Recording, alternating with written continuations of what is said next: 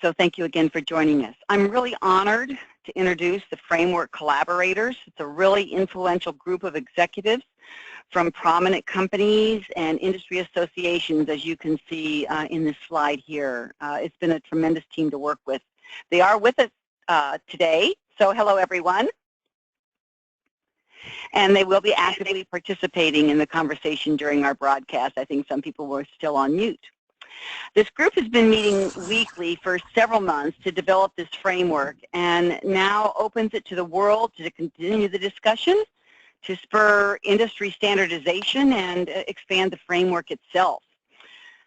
So on the agenda, Phil Verghese will begin by briefly sharing the background of this initiative. He'll walk through the framework, and then he's going to kick off the discussion with our impressive group that I just mentioned. Phil, take it away. Thanks, Cinda. This is Phil. Hope everybody can hear me okay. So I'm Phil Verghese. I'm the CEO and co-founder of Clever. And I just wanted to walk through the concepts, the framework itself, the 5 categories, and how you can get involved and help us make this a true standard part of what is built into what vendors have as well. So measurements really communicate what is important to an organization, and a good measurement system has 3 attributes. It has to be simple enough to focus attention on a few key elements. It has to be fair enough so people at the exec level, manager, and the front line should believe they can affect those measures. And finally, it should really change from control and compliance to an environment of learning and dialogue. And that's a pretty big piece. It's also important to know that what we're proposing is a framework, which means obviously you adjust to your needs. There are 5 categories of measures, and as I said, they are at different levels. It's a balance between listening to our customers, employees, and to our business, and applying what we learn. As you'll see, we found as we went through this framework, we found we were listening to the business a lot, mostly around cost and efficiency. To our customers on things that are easy to measure, like satisfaction and maybe loyalty. But we were not doing much with some of the other measures. We barely had the time to apply what we learned. It's key that what we're going to walk through is really about working definitions, which means experts can and will get much more unhappy with the lack of precision. But I think we're trying to make sure that we can work through it. Okay, so the high-level measures are 5. On the left-hand side, you can see category, and those are the customer, employee, business, and knowledge, collaboration, and acceleration are really around how we're applying what we do. So from left to right, customer, how well are we meeting the needs of customers? The expectation is that in a steady state, about 20% of an exec's time would be spent on the customer. 20% on how well we're meeting the needs of the employees, 30% on the business. For knowledge and collaboration, the reality is that 60 to 90% of what we have done in services and support has already been done before by somebody. So how can we go in and make sure that we are capturing and reusing what we already know? Acceleration is a tougher one, which is how do we spend the time to make progress on important and not the urgent. So John Ragsdale, one of the things that comes up always is, why is this just 20%? Why is the customer just 20%? Aren't we customer support? David, do you want to just talk to them? Yeah, well, let me give you a couple of thoughts on that. I know that managers and even frontline employees tend to be incented based on customer satisfaction or net promoter scores. So there's a lot of attention paid to those.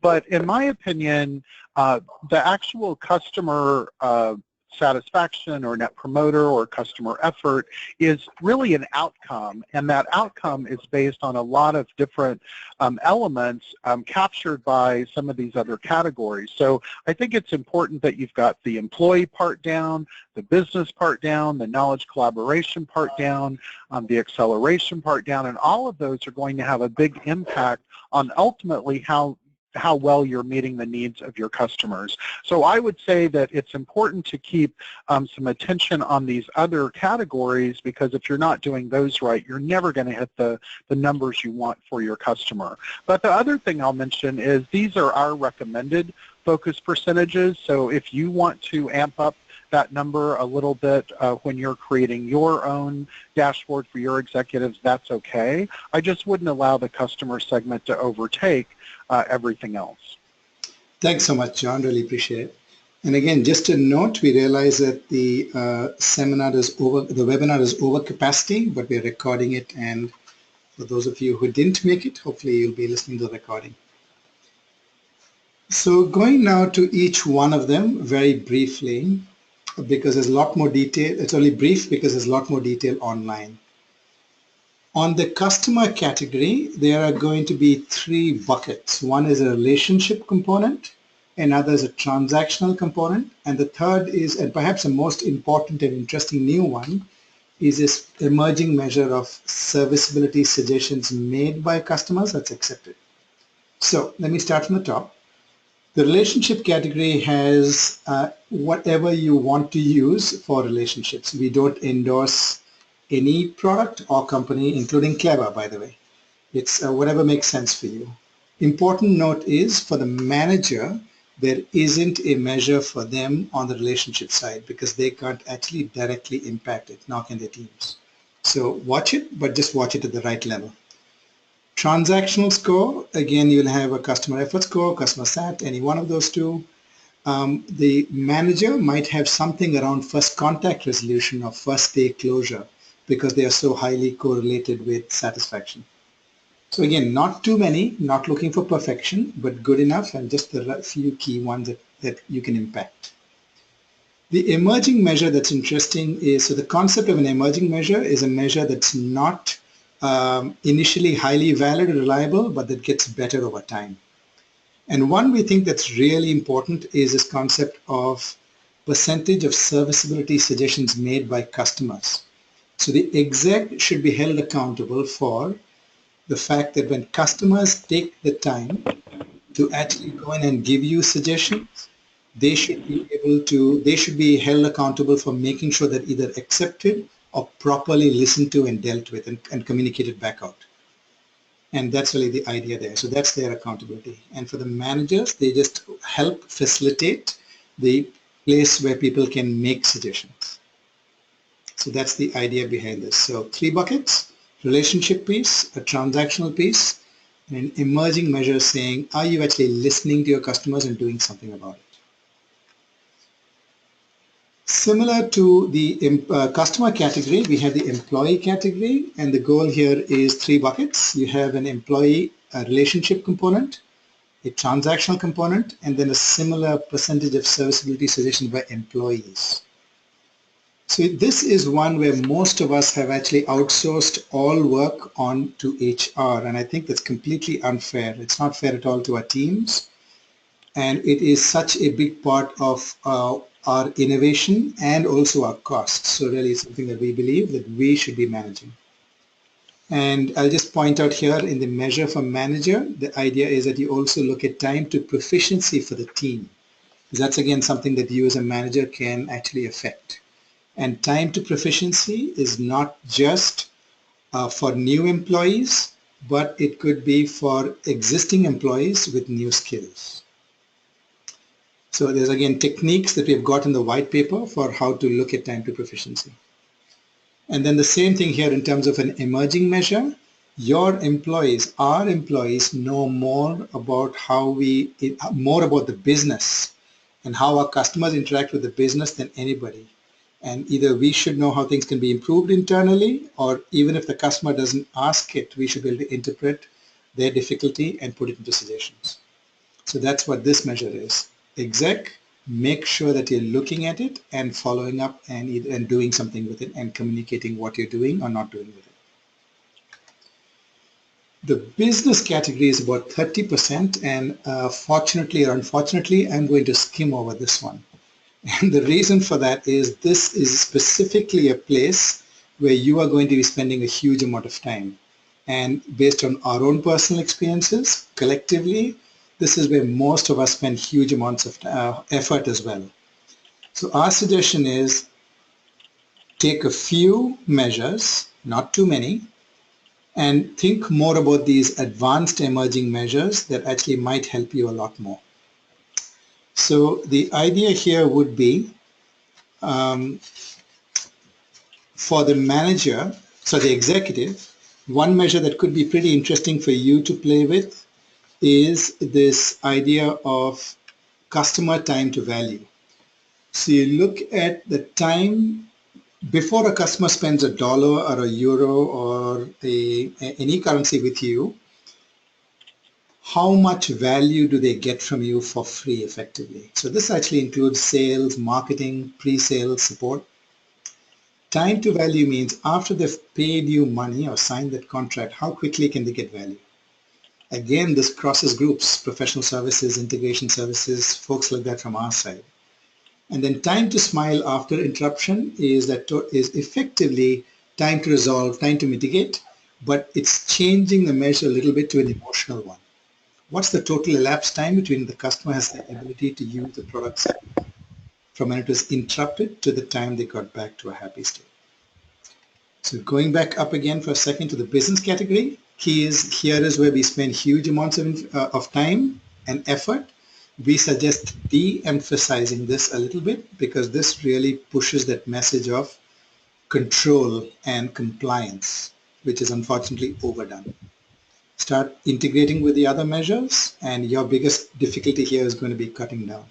Again, the white paper has more suggestions.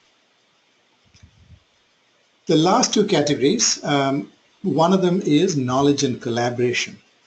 So here we have for the options for executives and emerging measures. What we've got here is the fact that if you follow, effectively the de facto standard, which is knowledge-centered support, the biggest issue we hear from executives is this sounds great, it sounds wonderful, but the measures I see don't resonate with me at all.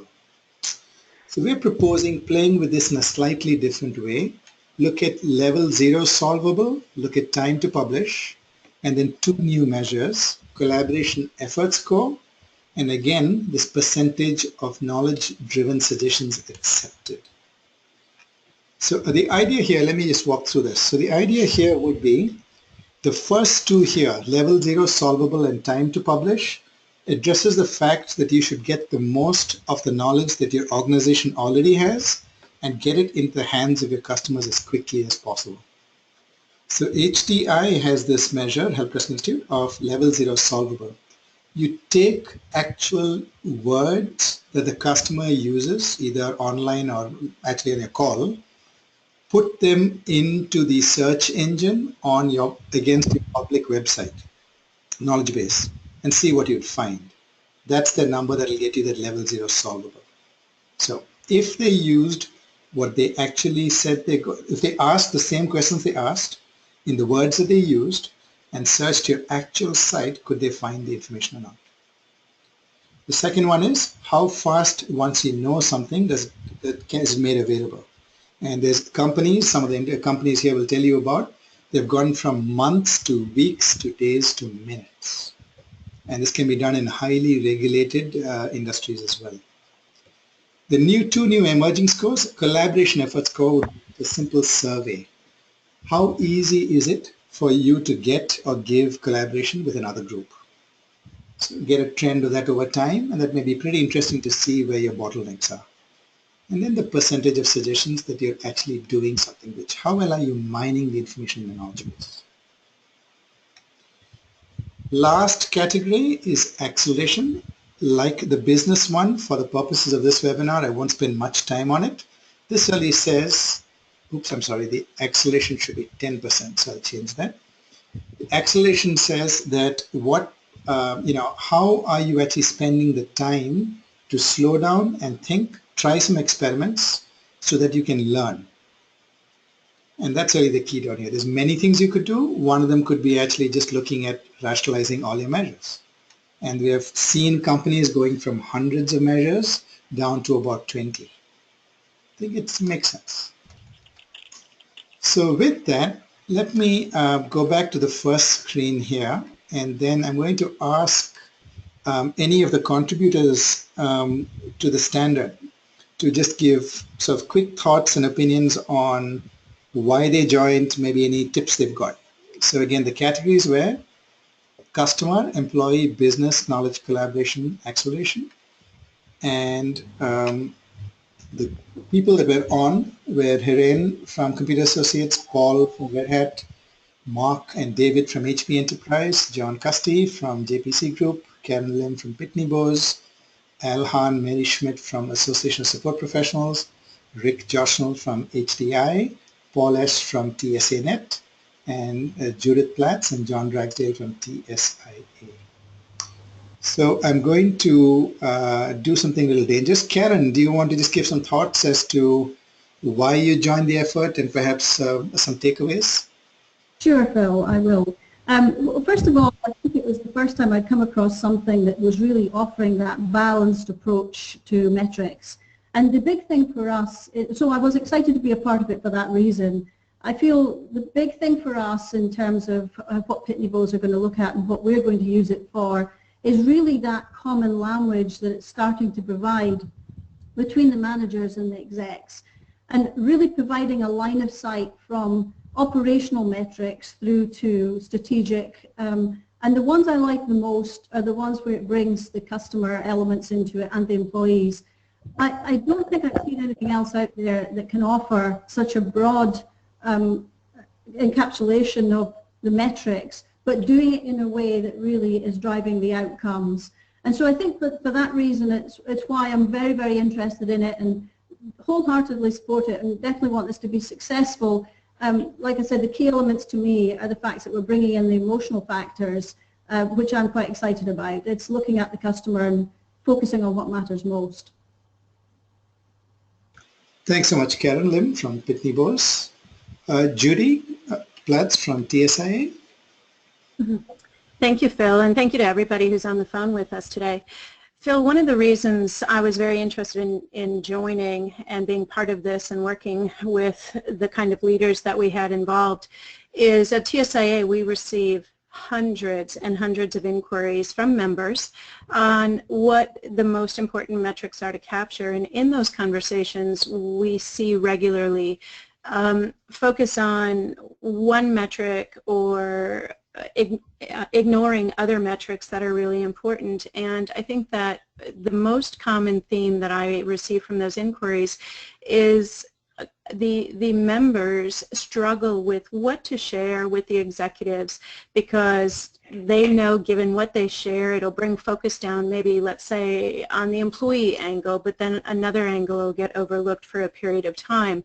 And I think it's really important for our senior leadership to understand that support is capable and services are capable of really being viewed at an executive level and having a well-rounded picture. And what I'm really hoping for the majority of the members that we have is that they'll see this as a way to present a holistic picture of their support organization. And I think, you know, this is going to go a long way for a majority of those members. Thanks so much, Judy. Paul from Red Hat. Thanks, Phil, and thanks everyone for joining. I think one of the key pieces I think Karen highlighted was really around covering the critical categories for a full, robust framework that covers it on each of the management levels. Phil, for me, it was an opportunity coming from Red Hat, an open source company, to be able to work together with multiple other folks, whether they're partners, competitors, or organizations, to come together and share ideas and build out this framework and hopefully set a foundation for the next revisions as we move forward. So it was a good opportunity to take what we do at Red Hat today with our technology and bring it back into this framework and work together with others in the community around support and services. Thanks so much, Paul.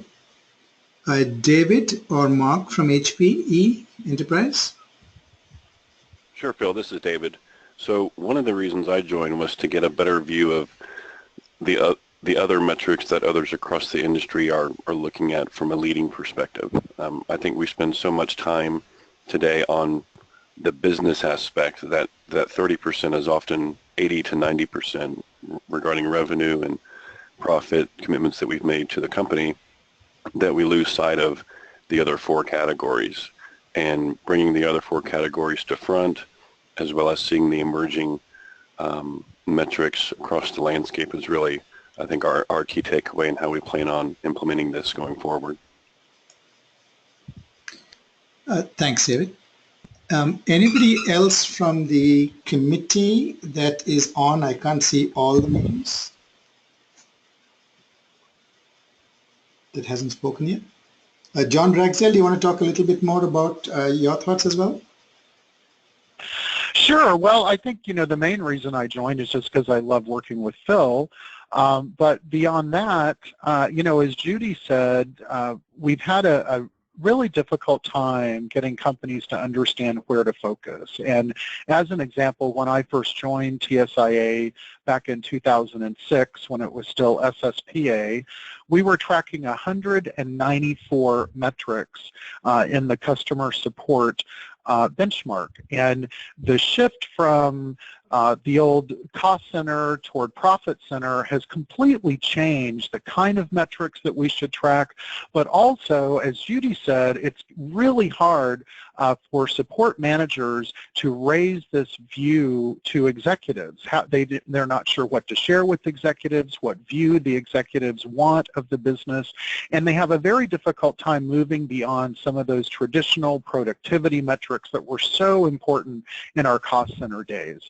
So I think that the value for me is not only having a good answer for what they should be sharing with the executives, but also to have something to better enable companies, whether they're peers, competitors, or whatever, to have a conversation about how their numbers look, how they're sharing the data, really what the metrics program looks like at a higher level. So I think that this is going to open up a lot of conversations, a lot of networking opportunities, and really kind of put a level playing field out there for companies to finally have a conversation about how are we doing without fixating on specific metrics. Thanks, John. I think this is going to be a fun exercise, particularly if we can, as you said, get friends, competitors, vendors, everybody involved.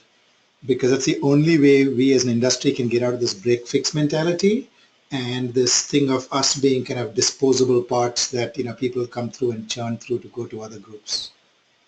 So I'm excited about it, and I'm really glad that this team was here. What I'm going to do then is, again, if there's any questions, just pop them in the chat window, and Cinda will queue them up for us. What I'm going to do is then just step in, because we ran through the stuff so quickly. I'm going to just show you the OCMF Group website, where you can download a lot of this information and much, much more. So it's ocmfgroup.org. On the home page, it's basically standing for Open Customer Metrics Framework. This is the first version in spring 2016, which should give you a hint. If there's enough interest, enough people tweeting about it, even if you're using it and not contributing, that'll help us a lot. All of us are volunteering to make this happen. So the more excitement and the more movement there is, the more likely we are to keep giving new versions, and it's open to anybody. No company is preferred or endorsed here. So this will explain to you kind of what happened, why Clever came up and did it. This is just kind of a little bit of our baby. We are hosting the site. You'll see nice quotes from all the participants as to why they joined. That should be able to help you to push your vendors and to your leadership on it too. The second thing we have is the About Us, which really has an information on each of the people and their LinkedIn. So if you want to see why and how HP is doing what they're doing, a $50 billion business, how they're planning to use these measures, good place to reach out to them, and so on. Lots of people in here. Resources is where there's lots and lots and lots of information. So you've got the white paper I keep talking about. This is where you've got much more detail. So you can download it and you'll see all the people in here. But basically it gives you the summary, what it's meant to be, what it's not meant to be, the 5 categories. And in here, everything you'll see the footer, which is really how we are licensing this, is you must include this full text in any citation, and that's got the link into the Creative Commons license. And the latest framework is always in this OCMFgroup.org. So I'll quickly just go to the license, and the license just basically says that you're welcome to share it, copy, redistribute in any way you want. You're welcome to remix, transform, and build on it, including commercially, as long as you give the same license to other people and you point back to the site. So that's really the goal here. So that's a white paper. You'll get lots and lots and lots more information. It's PDF. Use it. The framework itself is a PDF, which has got a much longer version of what I whipped through, with attributions, with examples. It's got definitions and tips. So this may be something that you can send out to your boss if he or she has the patience to read this all. If they don't, you can use the PowerPoint I just shared, much shorter. There's a press release talking about the announcement today. There's a LinkedIn group you can sign up to. I hope you will, where we're going to have more discussions about details of, what does this mean? There's a better measure that doesn't work. We talk about 2 really good books that we've been using. One is from Dr. Dean Spitzer, and the other one is Douglas Hubbard. Again, no endorsements, but just information. In the white paper, which I'm going to click on again, we've got quite a few examples of tips. So we've got the categories, the working definitions, and then we've got lots and lots of tips. And then we keep saying more tips and updated more frequently are available on the website. So we expect that over time this tip section we'll take discussions from our website and bring it out here. So that's again more tips for each of the categories. Questions and answers are simple Q&As we've got. Again, we'll keep building it based on questions and give answers to it. How much does it cost? It's completely free. We've all been volunteering to it. Is it a balanced scorecard approach? Again, a thing that I hope you do is to go click in and tweet about it. So you can just click on it and pop that in, and I will go ahead and tweet about it. There it goes. And to that point, Phil, we did have a question about which hashtag people should use. We do have at OCMFgroup set up on Twitter. We actually didn't set up the hashtag on that, but we certainly will, and I'll add that to the follow-up email. It would probably be hashtag OCMFgroup, which is also the Twitter name. Phil, we have another question also, if you would like to return to the slide presentation, a little bit more clarification around the acceleration metric from Sam Claidman. Cool. Sam, I'll just get to that in 1 second. Let me just quickly go through the rest of the site, and I'll come back to that, and any of the members are welcome to jump in. So again, is this a balanced scorecard approach? Why is the category only 20%? John answered that. I think we'll put some more of the points you made, John, in here. Why is the standard necessary? Why is it open? Why is Clever doing it? How can you help? If you're a lurker, tweeting and helps. If you're a participant, join into the Measures Metrics Madness group. If you want to actually help create these standards, if you're an exec or a vendor and you want to help create the standard, please come in. We'll have people join in and off this committee over time. And again, sort of what is it meant to be? Open, balanced, tangible, practical, and flexible. It's not meant to be prescriptive, definitive, comprehensive, static, or an endorsement. So that leads nicely into sort of again, joining the discussion. Here's a Measures Metrics Madness group. How can you stay involved? I hope you'd sign in. What's your name, company, email? We'll keep you updated. And here's a little propaganda from Clever itself, why we did it. and the 3 things you can do. But we hope other companies will also build out full-blown products and offerings around it to help make the standard a standard. With that, I'm going to go back into the slide. I think Sam had asked that, and I believe the question was a little bit more about the acceleration category. Correct, Vasily? Yes, that's it. Yeah. So again, if anybody in the committee wants to jump in, please feel free to go in. So the point here for the acceleration category, and I'm going to change this right here now, because it should be 10%, it's bothering me. It's correct on the paper, it's just not on this slide. The idea is that in support, most of what we do is firefighting and break fix, where it's reacting time after time after time. We rarely have the time to step back and actually make bigger improvements. So one way to think about this particular focus area, which is about 10% of time, is what are you doing to really move the needle?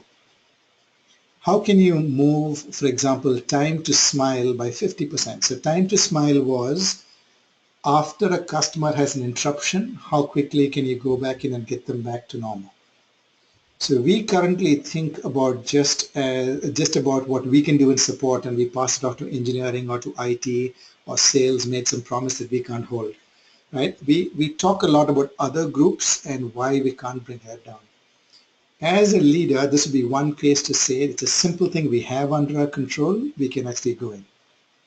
Another example might be the time to customer value, where you're actually saying, look, let's look across the entire company and see if there's specific things that we can help them with.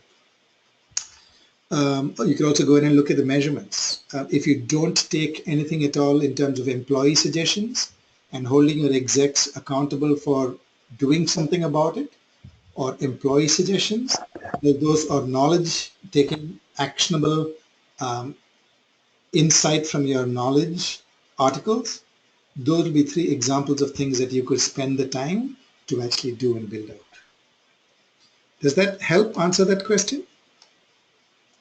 And anybody else have an opinion?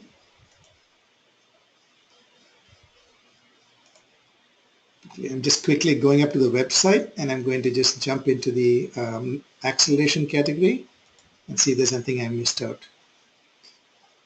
So one of the first projects would be to take an inventory of what you currently are measuring and why, and what you do with it, and see how you can make a transition to the measures in the open customer framework. So it's the hardest to pin down, but perhaps the most important to make sure you're applying what you learn about your customers. So focus on the long-term view, which may be a multi-year goal. Make sure you get top management sponsorship, communicating early and often. Consider the capacity of your team or organization to do the work that's needed, and whether you can actually adopt what the changes, which often will mean what are you going to stop. And then think about guide rails where people should not go outside, but within those boundaries, they should be free to make radical improvements and make mistakes. Okay, thanks, Sam. I see that you've acknowledged it, then I won't go on and on then. Any other comments or questions?